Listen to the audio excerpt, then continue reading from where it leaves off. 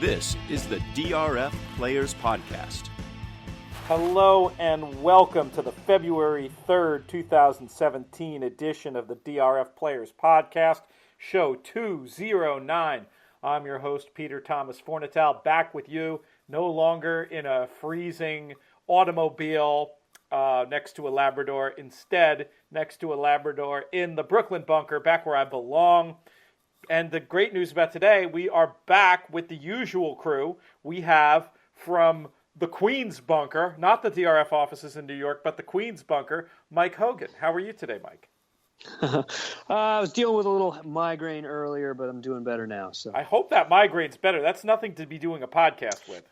Hey, I don't get the super headache. I just get the aura where I can't see it. It's all sparkly and, and then I feel a little dazed afterwards. So it's not as bad as some migraines that people get. I've got friends who pay a lot of money to feel that way. Fair enough. Also, back on the show after being detained at the airport for undisclosed reasons, calling in from Planet, Texas. Got to get that plane fixed, JK. Jonathon Kinchen. What's up, guys? What's up? Yeah, it's day 3 back from Vegas, and most people who go to Vegas, it takes a long time to get your body back in order.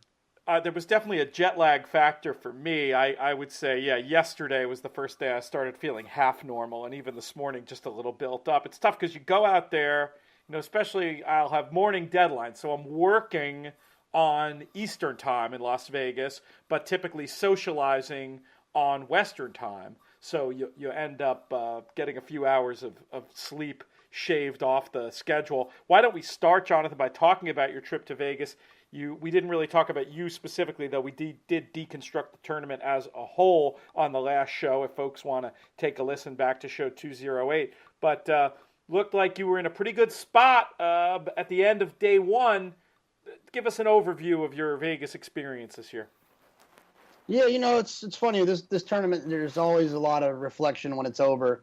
I think for most players, you always kind of, even if you got the guys who got second, are probably wondering, what could I have done differently and what could have changed the outcome? It's hard. There is a lot of races. There's a lot of options, a lot of opportunities. Every single person, it's one of the most annoying things in the world, to be honest. Every single person has their bad beat story about this, that, and this, that, and that, and that would have happened, that I would have been in the top 66 or I would have made the final table. It's hard. Things have to kind of go your way. And when I look back at what I would have done differently, the bottom line is I would have gotten a little bit luckier. I mean, it's a great answer. I was in a great position because of luck, right? A good friend of mine, Nick Tamero, used the 6-horse at Fairgrounds in a 3-year-old race, and he got taken down, and I went up, and that me going up made the difference. Yes, there's horses here and there that I was gonna pick that didn't pick. Yes, I ran third at big prices a couple times. Yes, I fell asleep and didn't pay attention and missed. I mean, there's all those opportunities, right? So it's just like it can be a frustrating result, but at the end of the day, I was in position, and that's what I can always. As long as I'm in position, I'm okay with that. And so, you can probably tell by my voice, it's a frustrating situation, but it is what it is, and there'll always be next year, and there'll be another tournament next week. You were able to watch that final table more as an observer. Any particular notes or impressions, JK, you have of what went down as we got to the end of the sharp end of the NHC on Sunday night?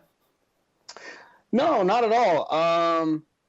Not at all. I thought when we had talked about it, when we periscoped, even before Ray hit that 13-1 shot or whatever, the 3-horse at Fairgrounds, I thought it was over. And when that happened, I thought it was a foregone conclusion. I thought all of the excitement of who was going to win the tournament was over at that point. So I thought Ray always had it well in hand. The interesting part came is what people were going to do behind them. Were you going to shoot away for second and first place, trying to catch him, or were you going to just try to improve your position? Ironically enough, I didn't hear it firsthand, but I heard a story of someone who was upset at a short price horse that was played late to advance someone a position.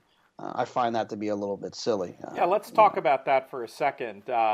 You might be talking about the guy who I actually have a profile of going up on DRF.com any minute, friend of the podcast, Dan Kovaleski, who played a shorty late. From his point of view, from Dan's point of view, he handicapped those final table races. He thought there were excellent opportunities to reach for prices early on. He got to the final table, I think, in second, and had the idea that he was going to take a shot, see if it was his lucky day, see if he was going to have a chance to walk out of there with the 800,000. Did not do well in those first few races at the final table. Halfway through, looked up after that Fairgrounds race, and I want to come back to that Fairgrounds race when we're done talking about this to ask you one other question about it. But at some point, looked up, liked logical horses in the last few races, and realized that every point he got could potentially push him $25,000 richer because of the way that pay structure works. To me, absolute smartest thing in the world.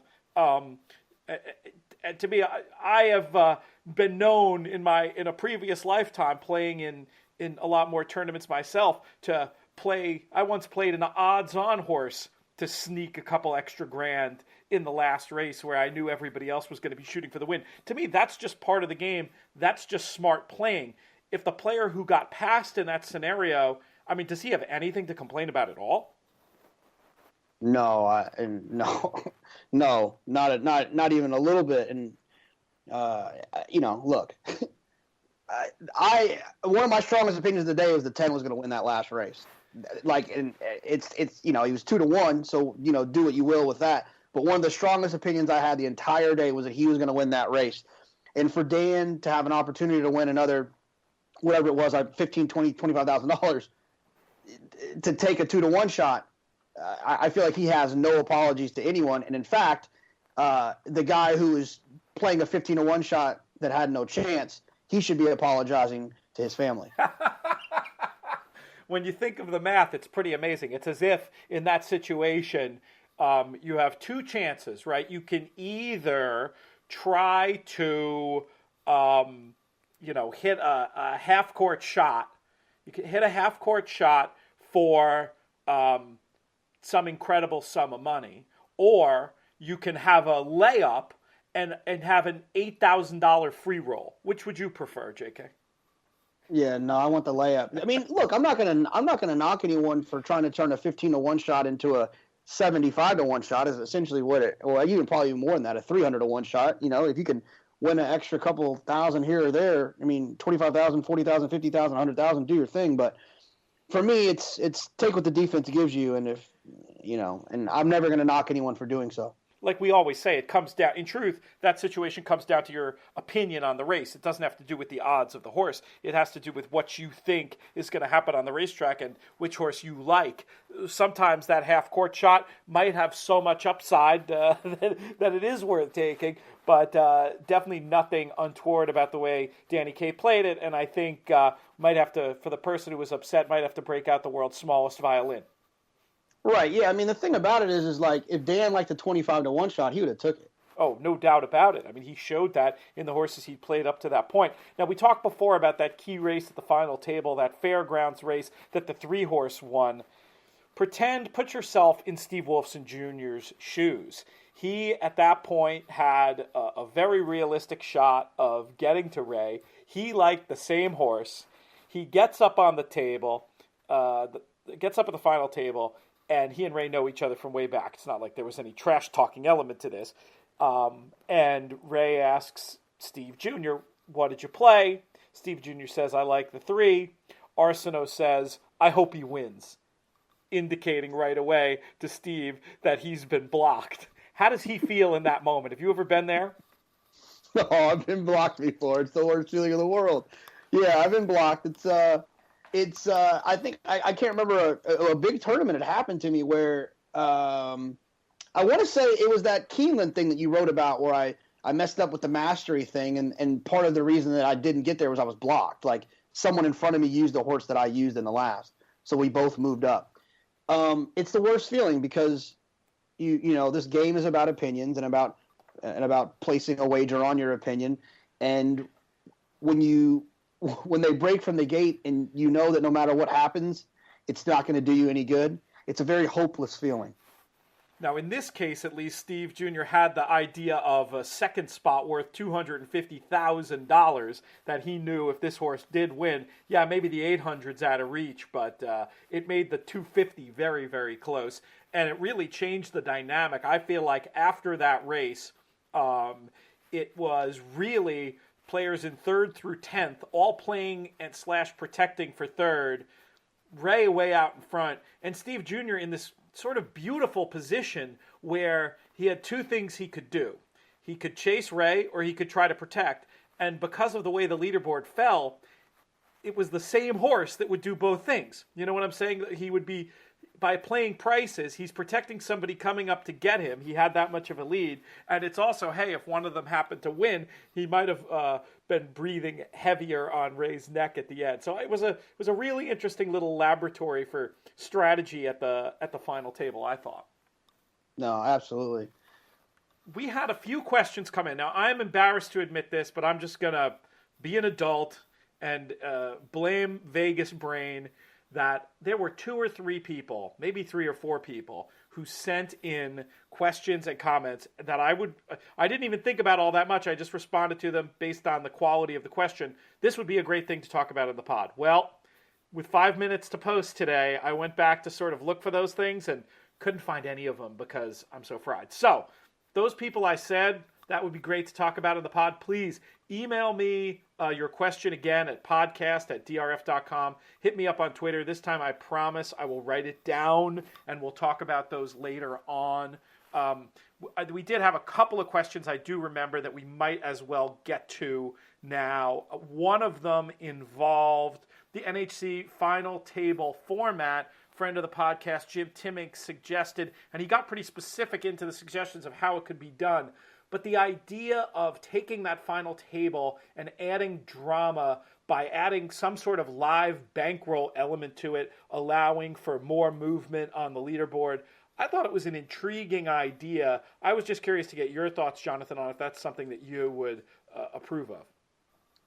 Yeah, I mean, we've joked before that I think it'd be cool if, like, whatever you came to the final table with became a live bankroll, and so you got, Ray came to the table with 300 and Steve Wilson with 260 or whatever it is. But the only, that would be cool, right? Because then it can move around. The only problem that I have with it is that you can't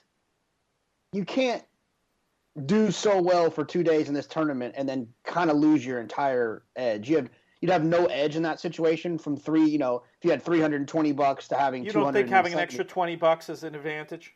No, not enough. Not in a live bankroll format with 10 races. No, I don't think so.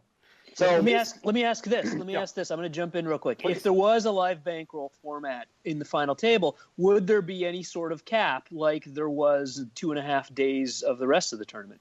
Well, I believe that Jim's idea addresses this by having.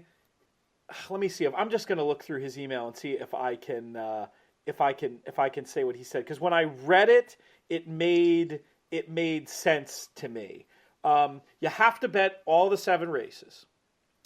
You must wager an even amount of money win in place, and you must wager a minimum of. So you basically wagering a minimum of 2 win place and up to your whole bankroll. In other words, if you have 120, you could do 60 win place. I thought it was a little bit interesting, and I think since we're just talking theoretically, I think you might be right, Mike. If you're keeping that sort of basic model of the win place contest, I think it would be appropriate to have a cap there.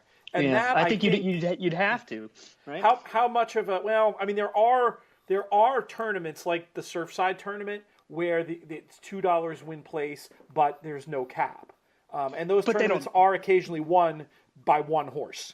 So, right, but they don't switch mid tournament. No, I think that's sort of the issue is if everybody's playing under these certain guidelines and then it changes, I would think you'd want to keep the cap. Would that be enough of an edge, JK, for the leader? Do you think, or is it still not enough of a reward for being on top of the mountain for 2.5 days?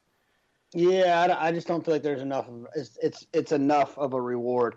I just think that if you put yourself in that position like Ray did and I believe like Paul did as well last year.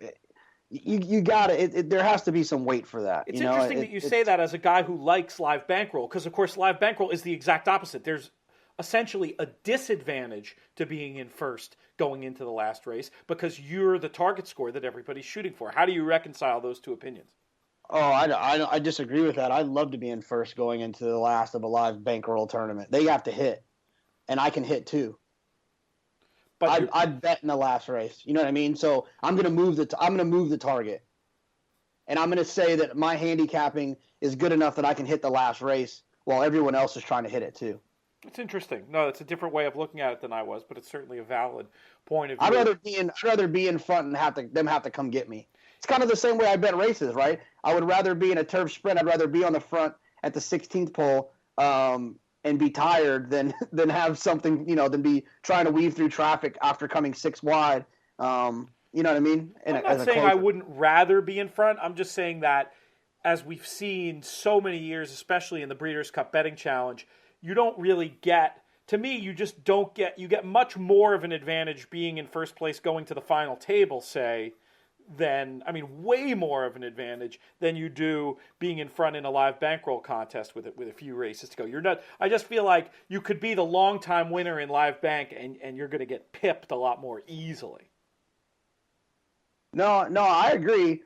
I think the problem in those situations is a lot of people grab in the last race because they have the lead and they play conservatively and hope that no one catches.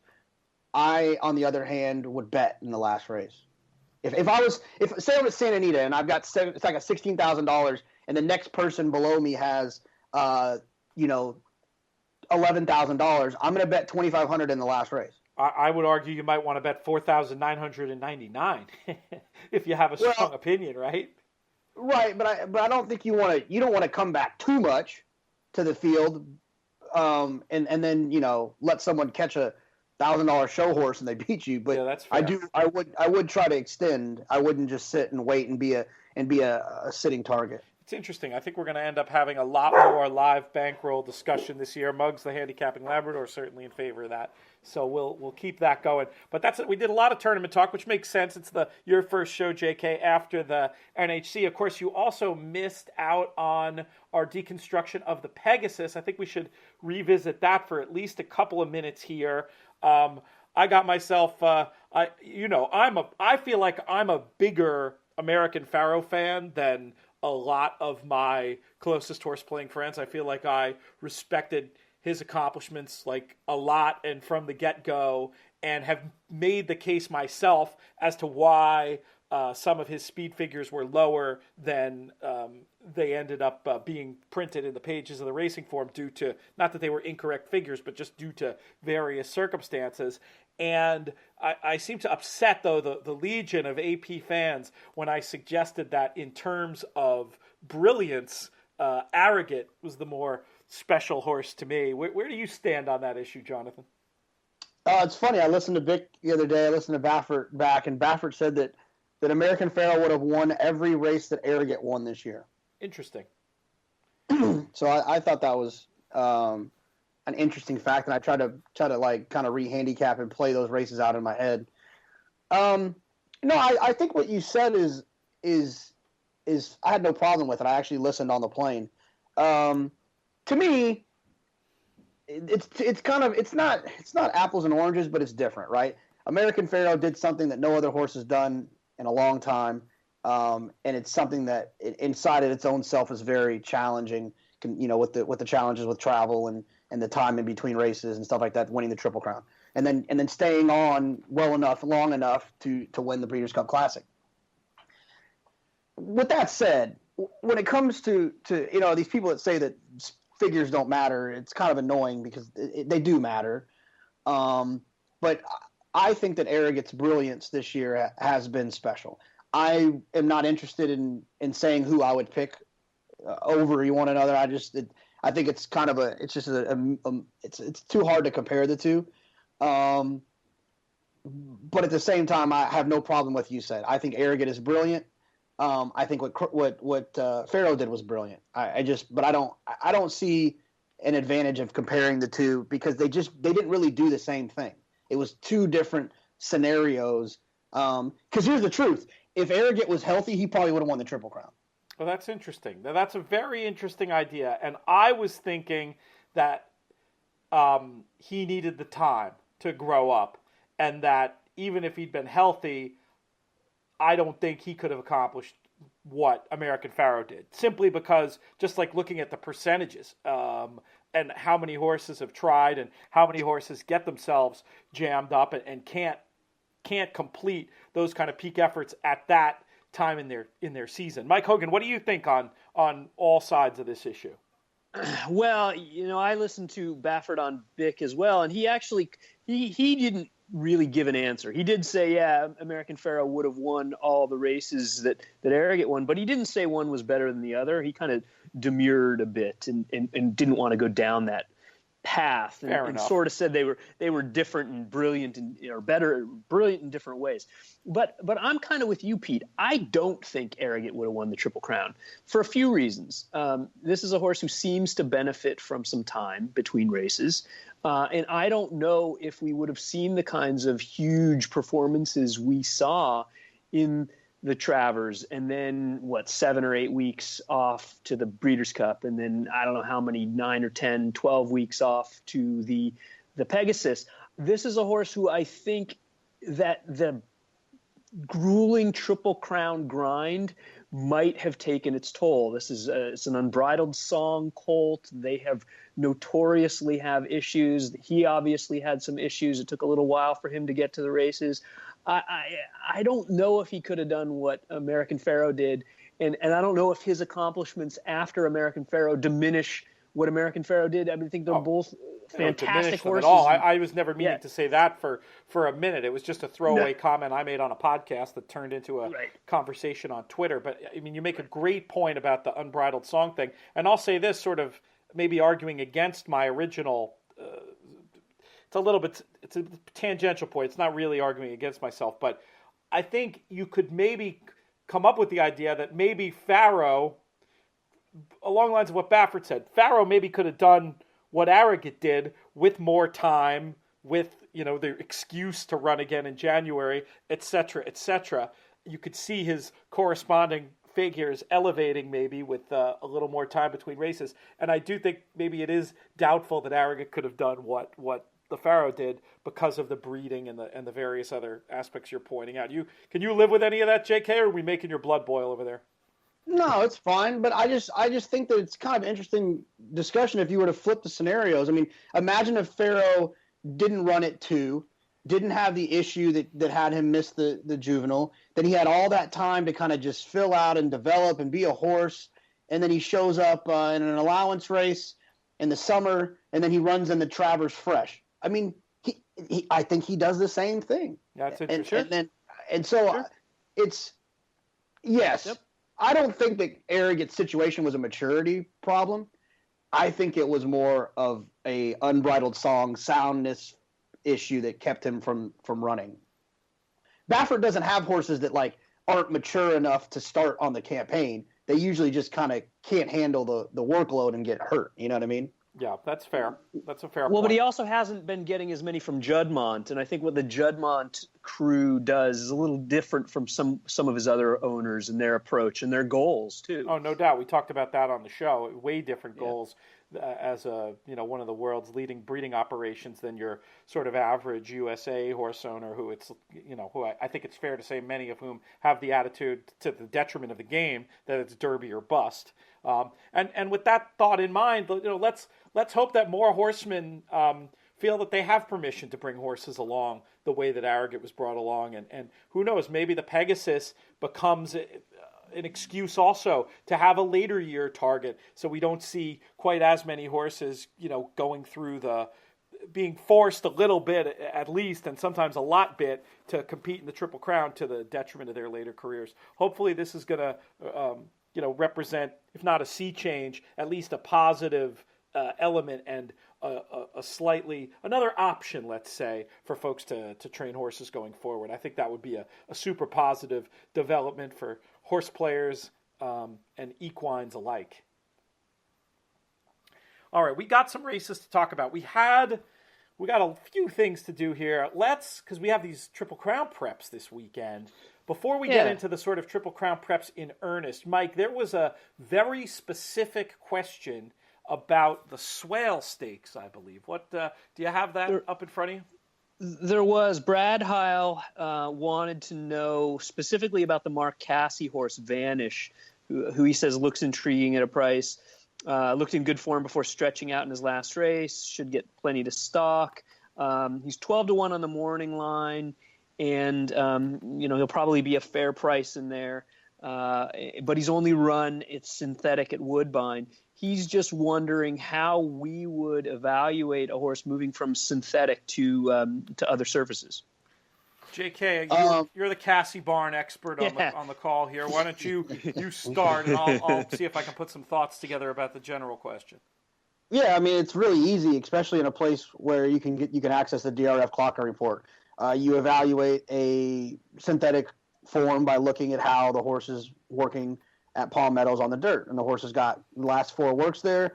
I would say it's 98.7% likely that the team at DRF has at least 2 workouts for the horse, and that's your answer. So I wish I could be a little bit more, give you more info, but there's that answer. And then the other one is he's not going to beat 3 rules or favorable outcome. Well, right. You got to factor in a few different things here. One general thing, I think, is not exactly giving away any state secrets here, but looking at the breeding and siblings is going to give you some clues also about a horse's ability to transfer surfaces. But then the other thing I was going to mention that maybe ties into what Jonathon was saying is looking at the individual pace scenario and running styles in the race and just taking the quickest of looks at the Swale, which I have not properly handicapped. It would just seem like, looking at pace numbers, etc., that might be a little far back to have much of an impact beyond the 3rd and 4th slots in the Super. Just at a very quick glance. But is that something that you find to be true, Jonathon, that horses, they might be going from synth to dirt, but that doesn't necessarily mean their running style is going to be affected? No, not necessarily. The only tricky thing about synthetic is that a lot of horsemen and jocks don't want to be on the lead. So if they have the speed to go to the front, they won't always use that. And then when they get to the dirt, it might be something that they'll actually do. So that's the only real tricky part about when it comes to running style. I usually just look at it more about the jock, like who's on, and then the connections. It's Rosario. He's not typically one that's going to go to the front. I don't see a situation in which this horse gets to the front, especially with 3 rules in there and some of the other ones. So for me, I don't let the style necessarily. I don't assume the style is going to translate when the surface switches. Do you have a specific pick in that race? Have you looked at it long enough? I mean, you gave your 2 horses in there. Do you like one better than the other? I think 3 rules is a sprint freak. I mean, I think that if I could get 25-1 on 3 rules to win the King's Bishop this year, I would take it right now. I just think that he's that type of horse. And I think he was a horse that showed some ability going longer, and why they felt like they should take him out to California for the Breeders' Cup Juvenile. I think they learned a lesson with him.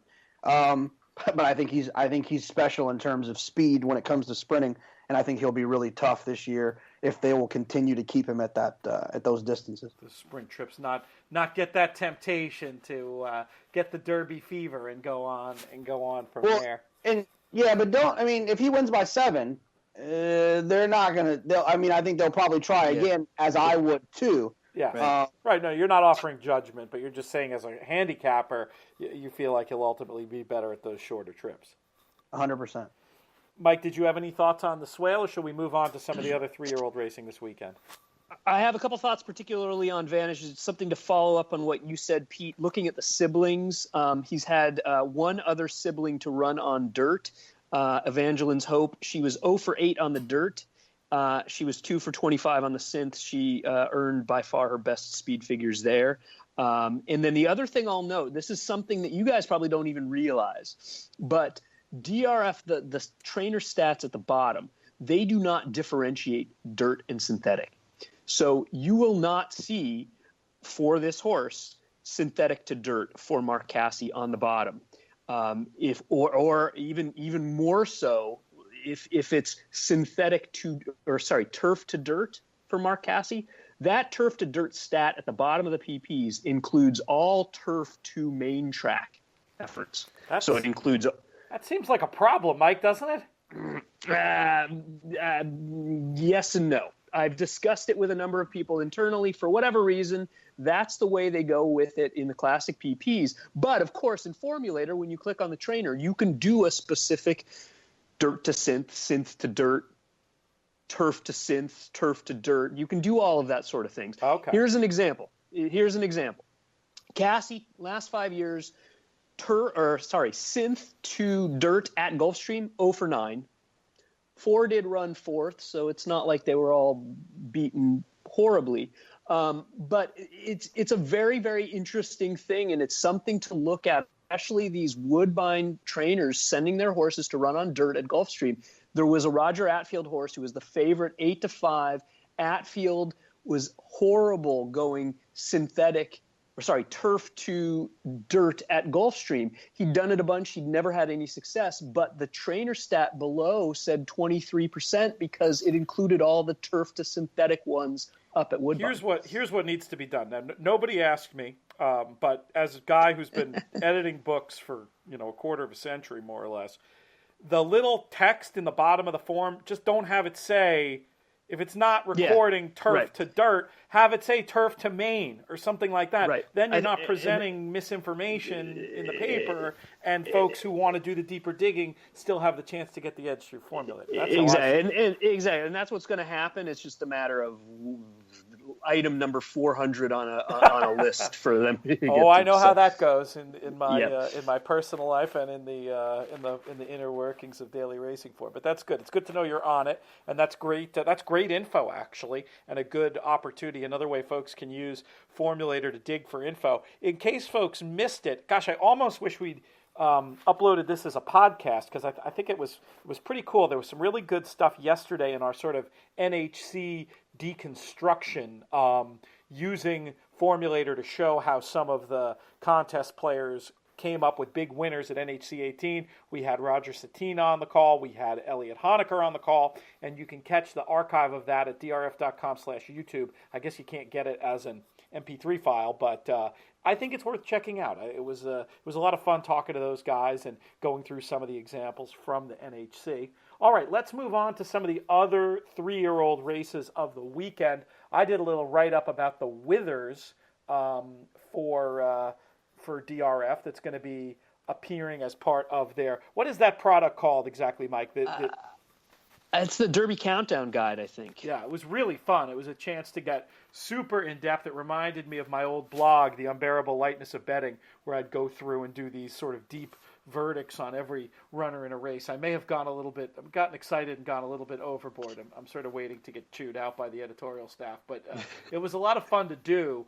And I did have at least half an opinion in the race. I was curious. Did either of you guys look at that one? I just looked briefly. I mean, assuming all things are equal, El Arib kind of towers over the field, doesn't he? He sure does.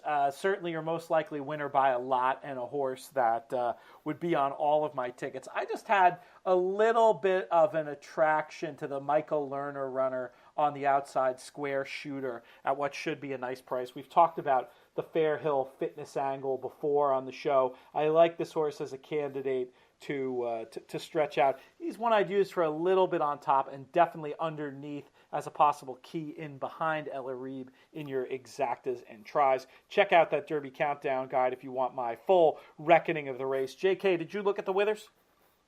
I glanced at it. I was a little concerned that El Arib might not get through airport security. I'm joking. I retweeted that joke, and I think it's so funny. You liked it so much you stole it for your own. We can appreciate it. I did.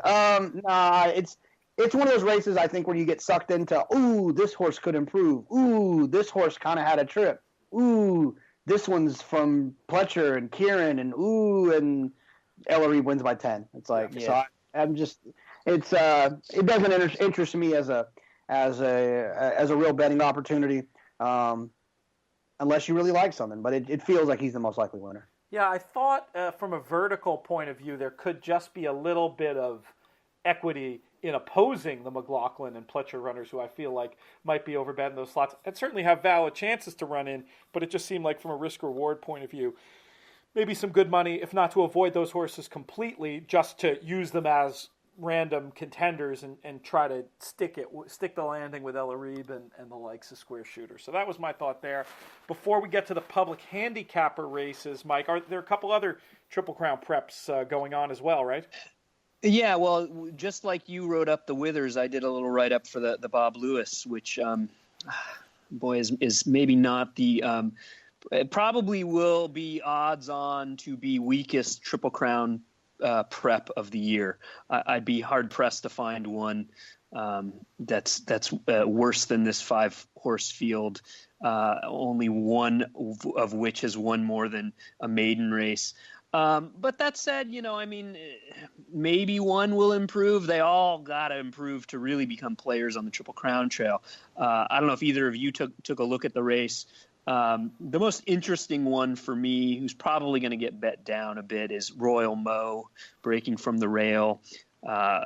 Could very well cut the corner and take them a long way. I think he won't be favored because I think the Hollendorfer Mike Smith horse on the outside, Sheer Flattery, coming off of a maiden win where he got a big buyer, is probably going to be your favorite. So, and then the other 3 horses that I haven't even mentioned, they're all trained by Doug O'Neill. So, did you look at that one, JK, with your SoCal expertise? Curious if any of those are on your watch list or anything going forward. I was interested in Royal Mo, Uncle Mo. Yeah, I was really interested in Uncle Mo. He looked pretty good in this spot. yeah, for fun. I was interested in Royal Mo. We thought the track was no good inside majority of the meet. On that day, though, it turned out that it wasn't nearly as bad as it had been. So when I first watched the race and he raced all the way on the inside the entire time, I was pretty impressed by that.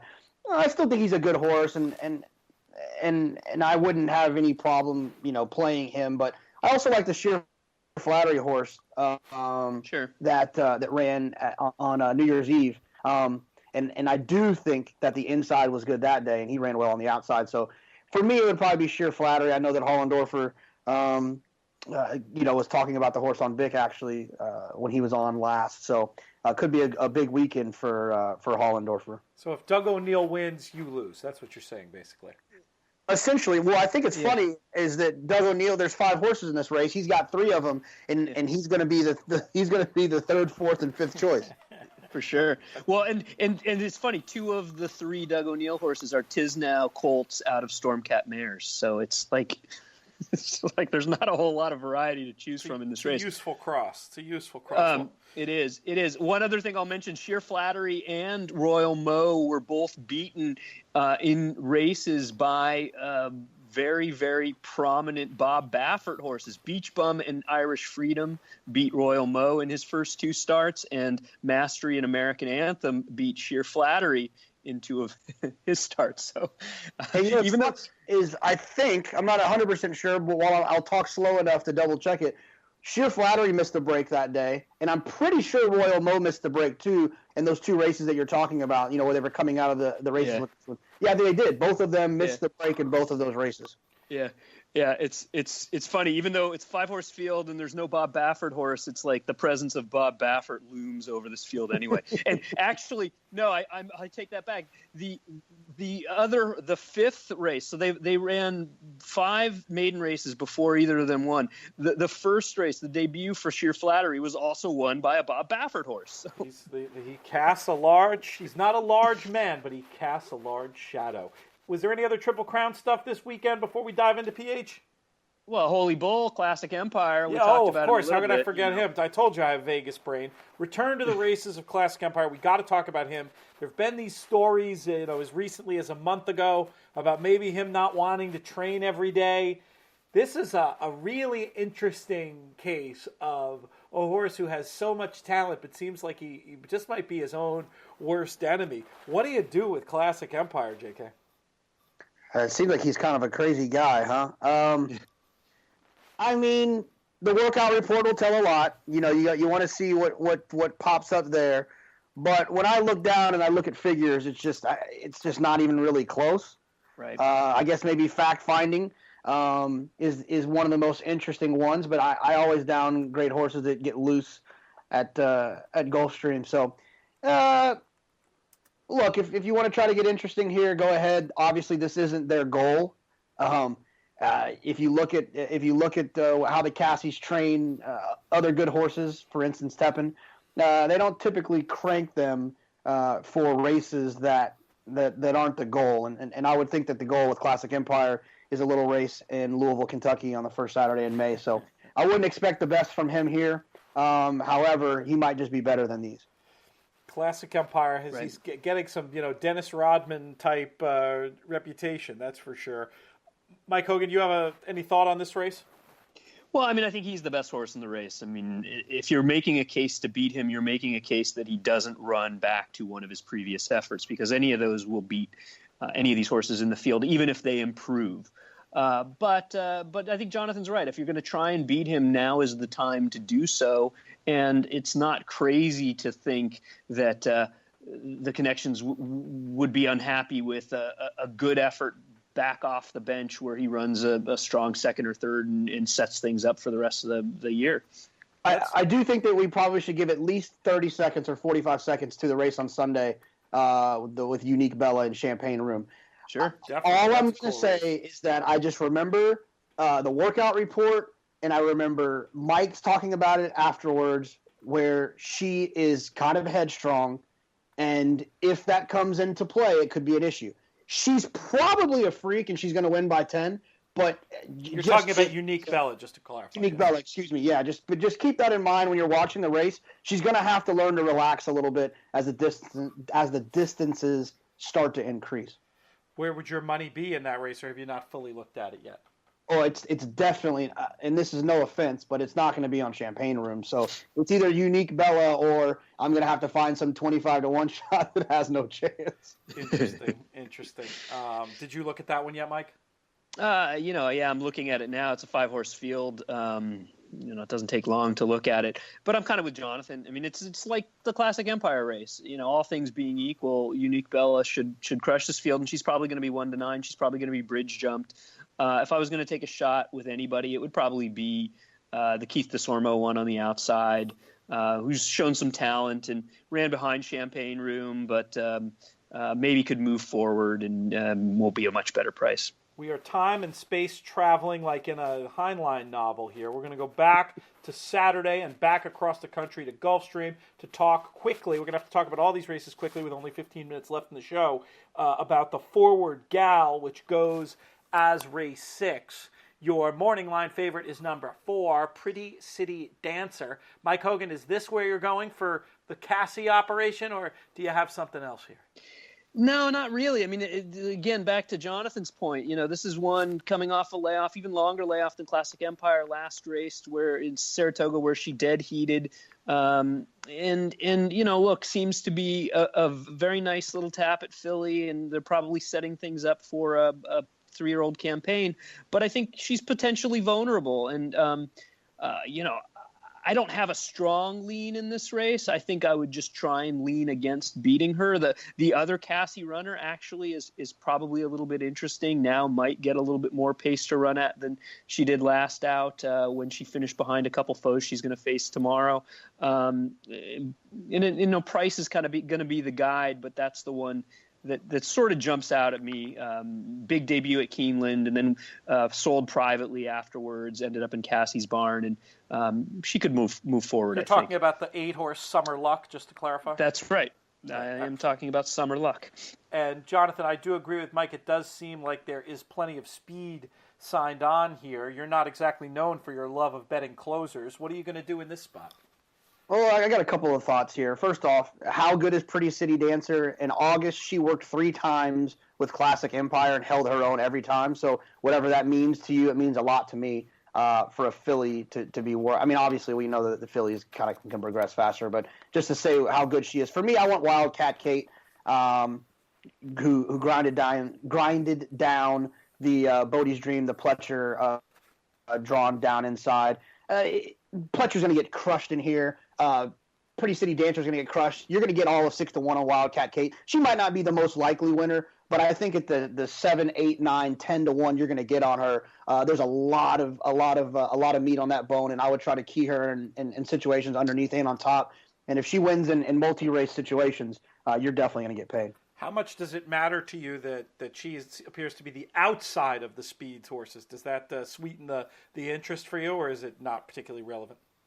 No, and if it was going to be like a dead duel situation, I would hate for her to be on the outside. But it feels like she could possibly be rateable a little bit. She doesn't always have to go to the front. She sat off the Todd horse last time.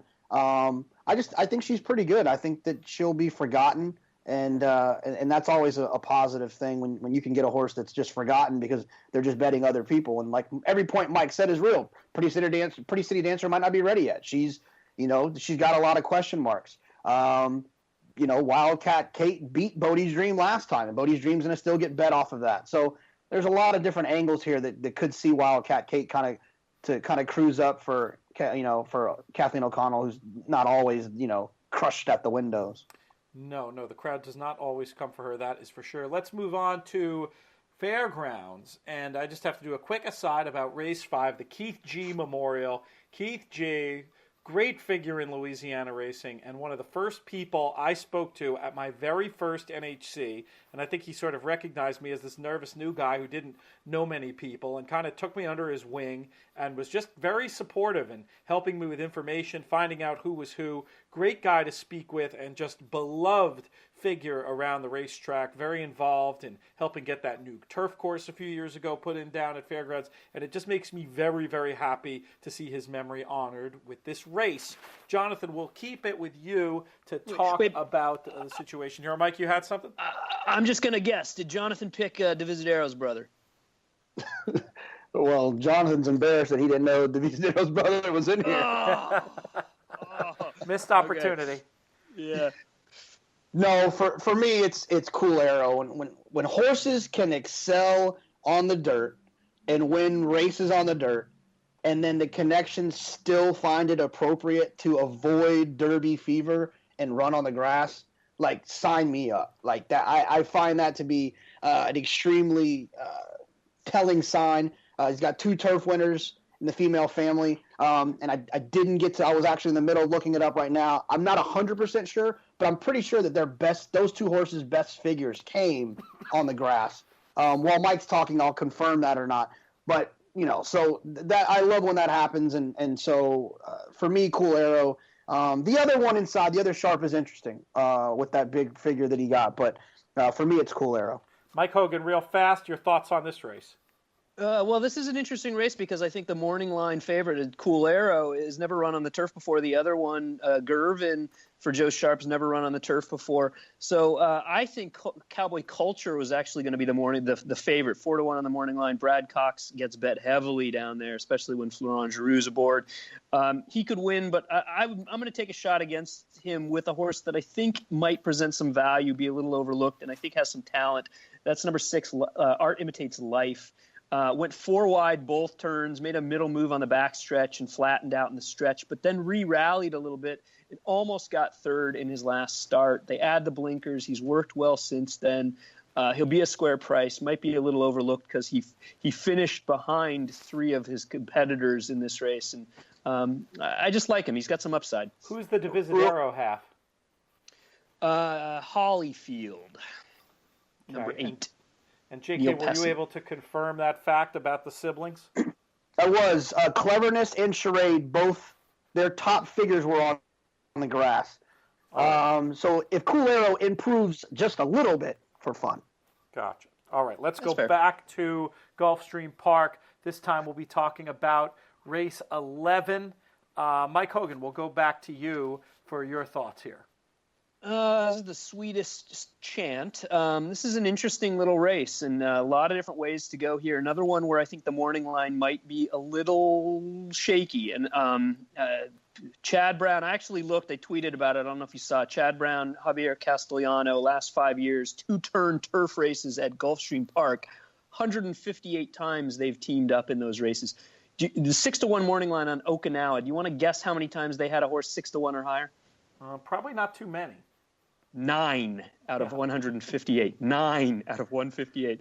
And actually, here's another stat: two wins in 31 starts at 4-1 or higher with those runners. If they don't get bet, they don't win. And I think Okinawa is going to take some money. I'm against him. It's very, very interesting. I don't know if you guys have looked at the Timeform pace projector in this race. Timeform has number 5, a great time on the lead in this race. And I have to say, I saw that and my heart sank because I love a great time. And I'm afraid that everybody's going to be betting this horse because he's faster than he showed last out.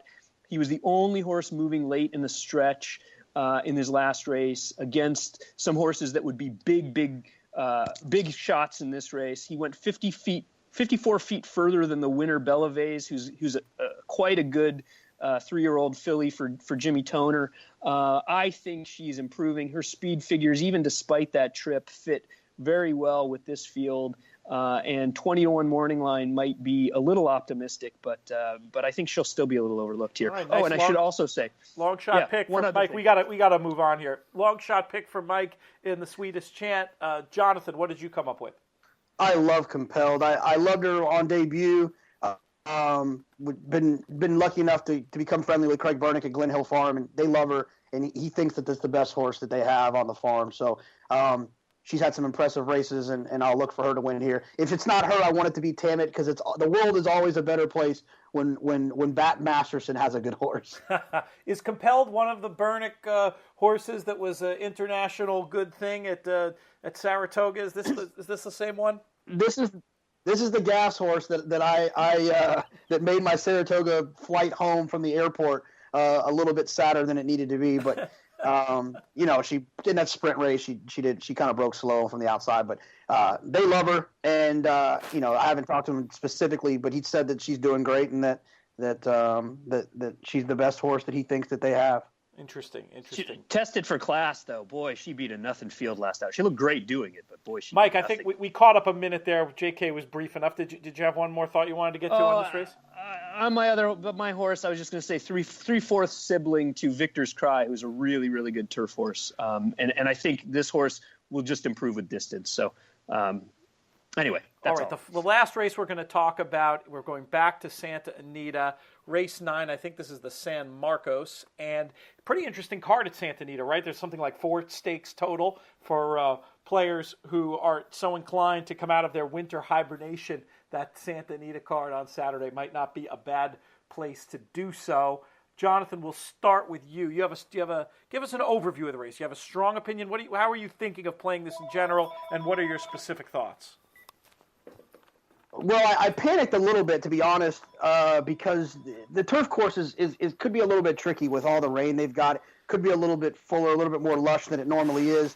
And then I tried to think, well, what do I feel about that? And I couldn't figure out what it meant to me. So I here's where I landed. And we talked about this last year. I actually remember it. It was at Gulfstream. I don't remember the horse. When I'm finding horses that are going to go to a kind of stretch to a distance they've never been to before, I'm looking, I'm paying attention. Are they going to excel at that distance?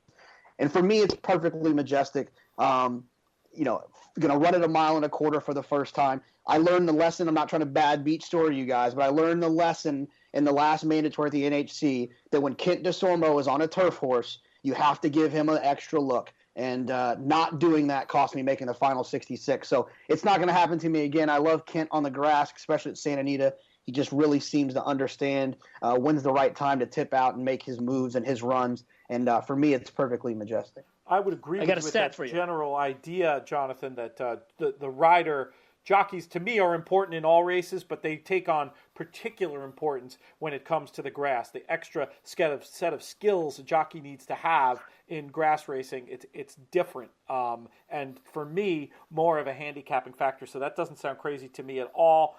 Mike, where'd you land in the San Marcos? Well, first I want to ask if Jonathan, did you look at Bob Hess Jr. Dirt to Turf last 5 years? Or does it matter? It doesn't matter because it was off. It was like he wanted to run on the turf, so it doesn't make it. It doesn't even, not to be me. I could care like zero about it. You know what I mean? Because I feel like there's no intent for him to run on the dirt there. What is the number, just out of curiosity? It's 3 for 50 and a lot of losses at short prices. So, did you look, though, how many of them were off-turf races? Because I agree with Jonathan. It's a subcategory that's significant.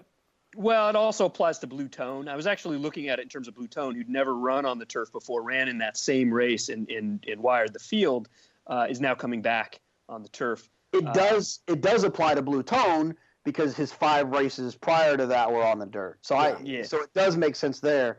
But on Perfectly Majestic, it doesn't. To me, it doesn't apply. That's fair. Yeah, Perfectly Majestic has done it a few times himself in off the turf races, and then come back and lost as well. But it's fair. It's not the death knell that I would say it is for Blue Tone. For me, the other question here is Isotherm really going to be 6-1? And if so, I hope so, because this horse always gets bet, never wins. Yeah, he's definitely had some course excuses. I think we think he likes to run on firm ground, and he's caught some off-turf where he's underperformed. But bettors could also be done with him at this point, and also the fact that it's out kind of playing a different game in California could come into it. I think 6-1 might be one of those morning lines that's almost like, this isn't a prediction of what the horse is going to be. It's an over/under. That's how that just feels to me at a glance. Exactly. He could be 4-1. He could be 12-1. And it's very hard for a morning line maker. You kind of have to pick, and I think understandably that line came up. Feels like he'll be bet with Flavion. Yeah, maybe, and I sure hope so. I mean, he's never run a race fast enough to beat this field. That's for sure. So I hope he gets bet. I'm going to take a shot with a bit of a long shot who is another one stretching out or hasn't had success at the 10 furlongs, or at least it doesn't seem like it's his best distance. And that's number 1, a Red Tie Day, coming out of that same race as a lot of the others, Blue Tone and Perfectly Majestic and 2020 Vision, who I also think has a shot in here. But he gets back to the turf. He's going to be on the inside. He's going to be pressing the pace, if not on the lead. He could get a decent trip. Corey has the mount and 15-1 morning line for Baltus, who just won a race yesterday going dirt to turf in a stakes race with Goodyear for the Roses. This is a move Baltus does quite well, and I think a Red Tie Day could be a little overlooked. All right, good stuff, gentlemen. Thank you for your thoughts on those races. If folks want to get involved in a free contest themselves, check out publichandicapper.com. This is, I think it might be the first weekend or the second weekend at the latest of the PH Prep, the contest before their big one that involves a lot of the Triple Crown Prep races. It's a lot of fun to be able to write your own analysis, to read other players' analysis, and get to compete for fabulous weekly and monthly prizes, all for free at publichandicapper.com. That's all the time we have, guys. I wish you both the best of weekends. We will be back doing a show on Tuesday. Anything else special coming up, Mike? Do we have another webinar in the works? Oh, we do have one at some point, but I haven't even checked the schedule. It's either scheduled for next week or the week following. Another time form one. So I got to nail that one down, make sure we're still on board for it. And we'll talk about it next Tuesday. That reminds me, I wanted to highlight before when we were talking, maybe we'll talk about it the next show. Very interesting conversation about figures between two of the sharpest guys I know around the racetrack, Craig Milkowski and Duke Matisse, happening on Twitter. If folks don't follow those guys, you probably should. Lots of interesting stuff there. But again, we are wrapping. I'm Peter Thomas Fornatale. Thank you for joining us, especially the folks who joined live through Spreaker. You can also find that live feed through Twitter, and the Tuesday show, you can find that live feed through the DRF Facebook Live. I want to thank Jonathon Kinchen. I want to thank Mike Hogan. I want to thank all of you for listening. We will see you real soon. May you win all your photos.